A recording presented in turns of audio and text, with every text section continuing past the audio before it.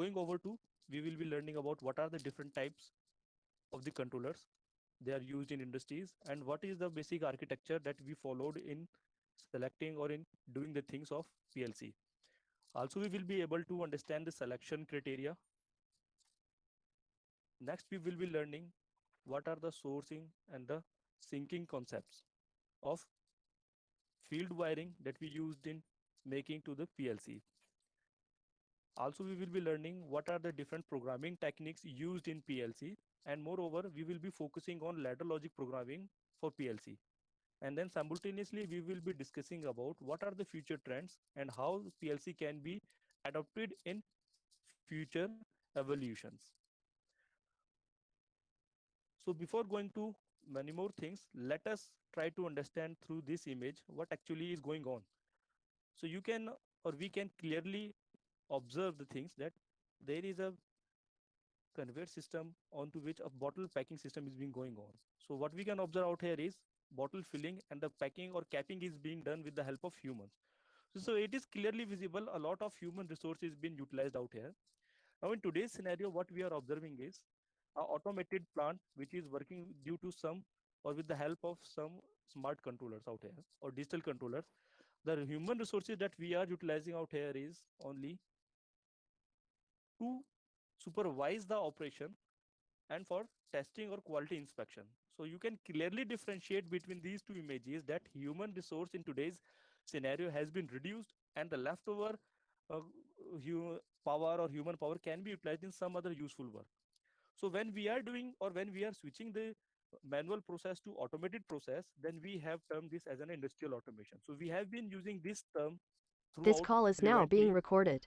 so that we can define whole process in a way that the self-governing system so as to control our machines to make them more reliable and more intelligent. Now, the changeover has not taken place in a night, overnight. This all has been taken in a decades with some inventions.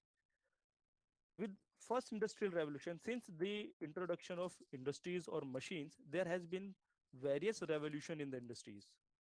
We marked first industrial revolution with the invention of steam power, where we mechanized our all machines so as to get a useful work or heavy work can be done with the help of these machines. We can also mark this first industrial revolution to bring up a drastic change or a very evolution change in public transport since we started using our steam engines so as to carry out or to pull out our bogies on a railway tracks. With the invention of electrical power and electrical energy, with the invention of electrical power and electrical energy, we were able to witness or we were able to go for second industrial revolution. Since electrical energy was developed, then their supporting components was also developed. Relay became a very useful source or very useful power or very useful device to transform that electrical power to switch into some useful signal. With the help of these relays only, we were able to create assembly lines, because in assembly lines we were able to develop or we were able to involve sophisticated machines, and to control those machines we were having these electrical relays. Due to this assembly line, we were able to achieve mass production, which improved the concept of industrialization. Due to some limitations or due to the limitations of relay power or relay devices, there was more invention which led to digital electronics. So with the evolution or with the development of digital electronics in the industries, we were able to develop digital controllers, or we can say them as a modern controllers or computer systems that were dedicatedly developed for industries. We were using integrated circuits there. With the help of relays and integrated circuits, we developed modern controllers. These controllers were digitally programmed, so they let us to facility of ease of programming. With the ease of programming, our production from mass production increased to batch production. We were able to differentiate various production on a single conveyor system. Then there come another revolution in the form of internet connectivity. With the development of intelligent sensors, say because intelligent sensors were delivering some very useful information over wirelessly with the capability of over delivering signals or information on a wireless zone. And then development of wireless technology simultaneously led us to communicate to the devices wirelessly. And with the help of cloud computing and artificial intelligence, this sort of revolution was termed as fourth industrial revolution. And we are using this industrial revolution in today's scenario, or we will be using this revolution in future trend. Now let us understand how relays were playing very important role. As we know that with the invention of electrical power, we were able to develop assembly line, and to control those assembly line we were having some single user functions. Now single user functions means we were having some motors to control those conveyor systems. It was very useful for us to control those. It was very easy for us to control those motors with the help of a single switch. But then with increased demands and with increased production, we were deciding that more multiple operation can be done with the help of single switches or single input signals. And then this led to use of multiple relays in the series or in parallel combination. But relays were having some limitations with them. But relays were having some limitations with them. The limitations was when we are providing current through single or voltage through single source only, there was a distribution of power. Now, the rating of the using element would be different as compared to other elements. So this led to think more or to go on some other projects. Now let us understand basic working of relays out here. So here an iron core is being wounded by wire. When we actually when we connect this wire with a battery source, what we can obtain is a current will pass through this core, and this will cause armature mounted on this plunger to attract towards the coil, which in turn will result in a switch operation. So this was actively used in our industries. So here we can see how a relay basically operating when we are using it in some application. Now here this is acting as an input or controlling device. The same source is being connected to output. There is another form of relay connection which was developed throughout the time. Through this diagram, what we can observe is with the help of this controller only, we can control a 220-volt AC lamp as well.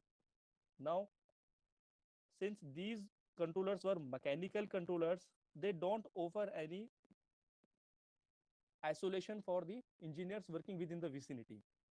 So this led to innovation or thinking of more changes in the current scenario. To take up this challenge, a group of engineers in the 1960s started working for development of new technology that can be utilized to develop some digital controllers.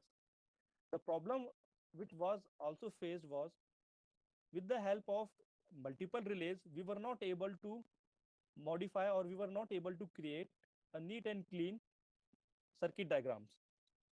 So whenever there was a problem in the field due to some short circuit of any element, so engineer has to take a lot of time to rectify or to identify that particular mistake or that particular sorting. So this was also the problem that led to think over to replace these PLCs.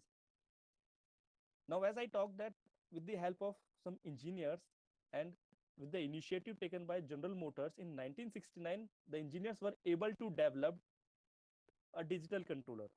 Now, the development of digital controller is with the help of chips and relays. So what I can say or what we can conclude is relays when fused with microprocessors, they led to the development of digital controllers. The first digital controller which was developed in 1969 was termed as Modicon, which was an abbreviation of modular digital controllers. So in today's era, this Modicon is being owned by Schneider Electric. So Schneider Electric is basically selling the Modicon versions in advanced forms.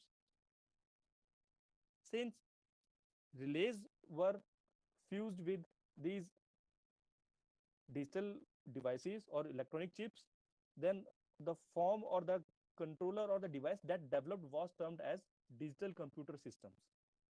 These digital computer systems were rugged in nature, as they can with as they can withstand with any sort of environment of industries, ranging from humidity, dust environment, and any other hazardous environment, which led the engineers to carry out operations in any industrial environment. With the availability of digital communication system, the operators were able to monitor the state of input and output devices from remote location, and the decision was taken with the help of the program which is being fed into these digital controllers. What we can conclude out through this development is that this led to the most revolutionized industrial revolution, that is third industrial revolution. Based upon applications, we can come to the point that there are two types of controllers, modern controllers we use in our today's life, and we all can feel their presence near around. The first one is your embedded controllers. With the development of microprocessors and microcontrollers, these embedded controllers were placed in our day-to-day elements which we use in our households. For example, a washing machine. In washing machine, the controller we are using are only embedded based.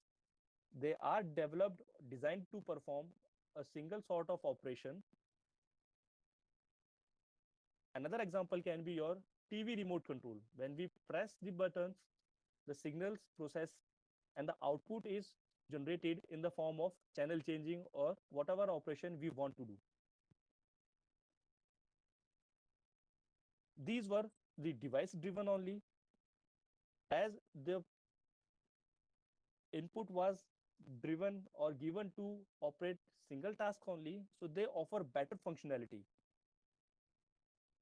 There was no scope of changing programming, so this increases the life of a device as well as flexibility.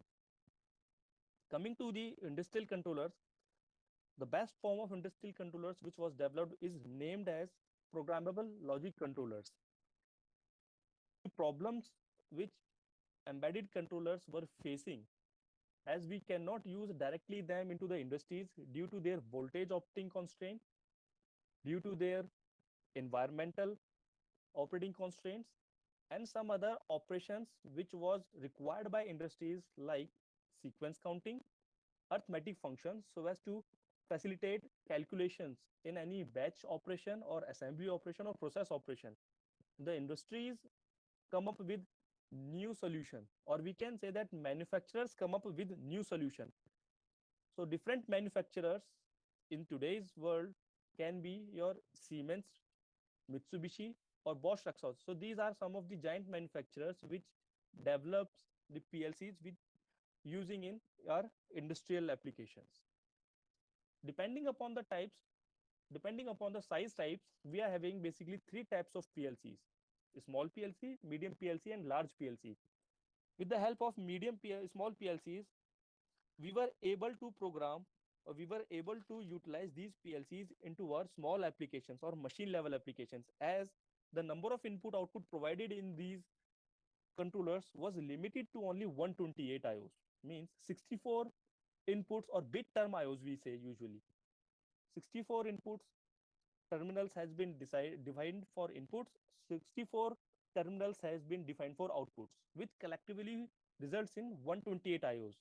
With the limited number of IOs, the memory which was provided into these PLCs so as to store the instructions was limited to kilobytes, and this memory size and this limited number of size was considered as advantages, and sometimes this was also considered as limitations for expansion thing. Now in medium PLCs, with the development of IO cards, we were able to add modules with the requirement, or with the help, or with the, what we can say is, according to the need of application. So the number of input outputs was increased as compared to small PLCs. Now the input output has been increased to 2048, which is again a bit form of IOs. What we can say is 1024 terminals has been defined for input, and 1024 terminals has been defined for outputs. Up to 2048 maximum can be utilized onto these things. And the memories to store this amount of instructions was allowed till 32 kilobytes. Again, this was a better advantageous as compared to small PLCs. But then again, when we were controlling a huge plant or a processing plant where master and slave PLCs was in demand, so the large PLCs were developed, which also termed as rack type of a PLC. The number of input output was increased to 8192, and the memory subsequently was also increased to 750 kilobytes. Now, with these increase in IOs and memories, the cost of PLC was also increased, and the application base was also on a broader way. Coming to the summarization of these types of a PLC, what we can summarize is, since small PLC was having limited number of IOs and less amount of memory, this resulted in a less cost of the whole module. With the less memory and limited number of IOs, the scan cycle was observed at a very fast rate. This sort of PLCs are used to control a single standalone machines. Let me take an example of a CNC machine. The number of IOs fixed in the CNC machine to control the chuck or movement of an object or the opening of the device is limited and is well known. So the whole operation will and can be controlled using only a single small size PLC. Now, when we go for a whole packing unit, then automatically are inclined to select is go for modular PLCs, or we can say medium sized PLCs. With the increased number of IOs and enough amount of memory provided by the manufacturer, there was a flexibility to choose the modules according to our need. With these advantages and with these good points, we were able to select this sort of a PLC to control a single unit manufacturing elements. Moving to plant level controlling, we were having a PLC that is more capable enough to handle more number of IOs, and to facilitate those more number of IOs, the large memory was fused in these PLCs. As we are controlling the whole plant, then the need of master and slave mode was there. Here we can see the applications of those PLCs which we have discussed earlier. Now, in the first GIF, what we can observe is a small PLC is being used for operating a single cycle thing. Here, a small conveyor system can be controlled using that particular PLC. When I am saying that a whole packing unit can be controlled, a medium PLC was utilized there. Coming to the processing station, a large processing station where more number of PLCs are required in the name of or in the form of master and slave. Here, master and slave means when there is any redundancy occur into the industry, then one PLC can come up into the action so as to take over the operation of whole master PLC. In this way, we can reduce the downtime or maintenance time.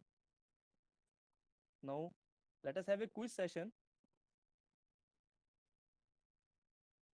So the solution has to be posted in chat box. In which year PLCs were invented? So the options are A, B, and C, and D. So based upon the previous slides, you can post in your chat box. And yes, the right answer is in 1969. The Modicon PLC was first developed by a group of engineers from General Motors. The first PLC invented was named as Then the options are A Modicon, B microchips, C microprocessor, D microcontroller. And yes, I can see the answers in the chat box. Most of you are right. Modicon, modular digital controllers. And yes, with the help of microcontroller and microprocessor, we were able to develop this Modicon. Again, one more question on application based, where PLCs are used here. So the options are A machine tools, B automated assembly equipment, C molding and extrusion machines, or all of the above.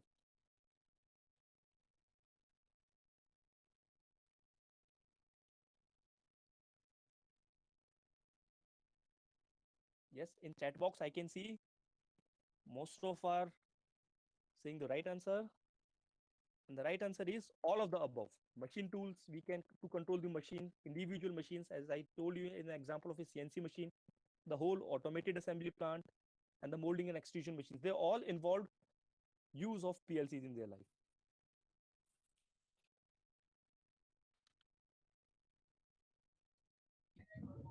Let us understand the basic architecture of a PLC. The physical structure of a PLC is almost similar to your computer architecture, as we have been continuously saying that digital controllers are some sort of dedicated computer systems that has been developed for specific operation in industries. So programmable logic controllers do continuously monitors the input values. Here we can see the controller, the whole architecture has been defined as input technology, output technology, the power supply, the control processing unit, and then a programming device. So these all five basic elements forms the architecture of a PLC. Input elements can include or basically includes your switches, your sensors.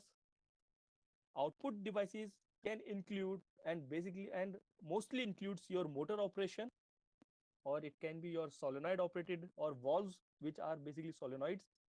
It can be your speakers and can be your light.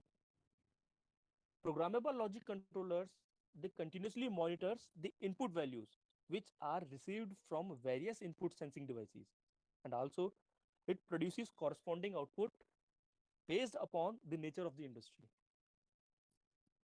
A typical block diagram of PLC consists input device,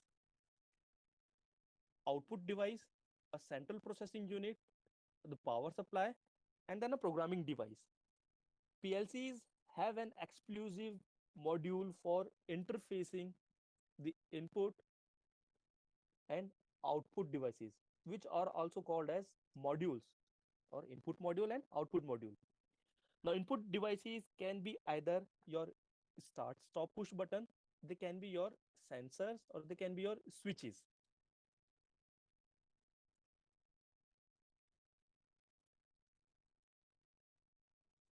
Whereas output devices here, the output devices here can be your electric heater, they can be your valves, and they can be your relays. The input output modules, these input output modules helps to interface the input and output devices of a microprocessor, or we can say this CPU. The input module is responsible for performing various functions. They mainly receives signals from these input devices from the fields, which is usually operating at 220 volt, and then converting this 220 volt signal into 5 volt, because our CPU or control processing unit are basically a microprocessor based or microcontroller based elements. So the operating power there is of usually 5 volt, and that can be used by PLCs. What we can do is we can divide them into two sections. Now this the whole input has two sections: the power section, which provides the input, and then the logical section. And they both are electrically or optically isolated from each other.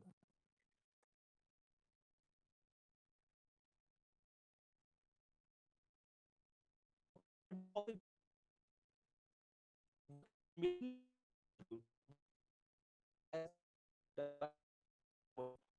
affecting all the modes. And the CPU is a central processor which basically manages this input, who is responsible for storing the program and at the same time storing the data we are given. What we can consider with this PLC is the CPU is the brain of PLC with a microprocessor in it, and it is being a microprocessor based. Since it is being a microprocessor based CPU, it has replaced all the physical timers and counters in the field, and it is the only CPU which reads this input and finally sends the command to the controlling device, the power supply module.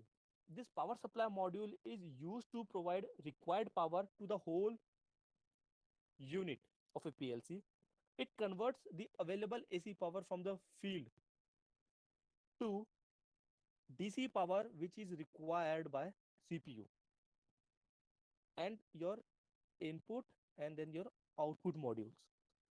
PLC generally works on 24-volt DC supply, and with the help of a programming device, with the help of this programming device and available communication networks, PLC can be programmed from any different or remote location.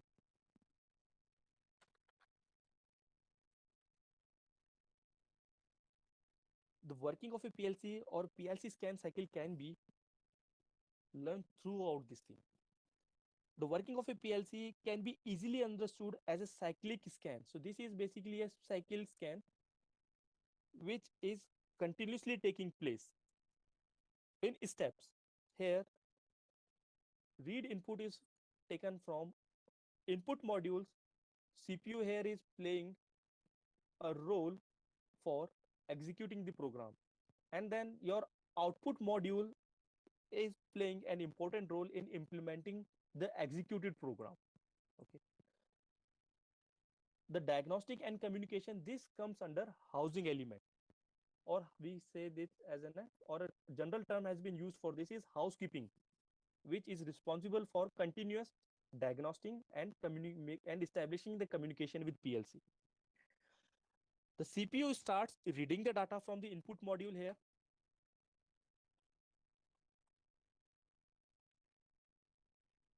and checks the status of all the inputs. The CPU starts executing this user application program, which is written in either ladder logic form or in any some other programming languages. Then next, what operation performed by CPU is it internally diagnoses the whole data and establishes the communication with PLC and your computer devices. Depending upon the program results, it writes the data into the output module, which in result updates the outputs of field devices. And the whole process, this whole process continues as long as PLC is in run mode.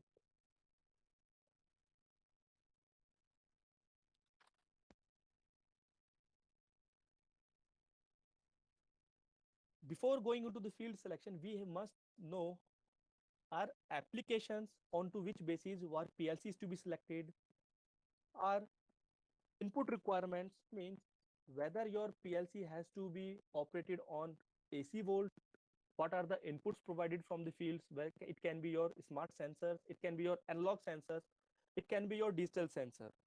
Again, your scan cycle knowledge will came into action in selecting this PLC. As minimum, as much as the scan cycle is minimum, the more fast operation can be taken up by your PLCs.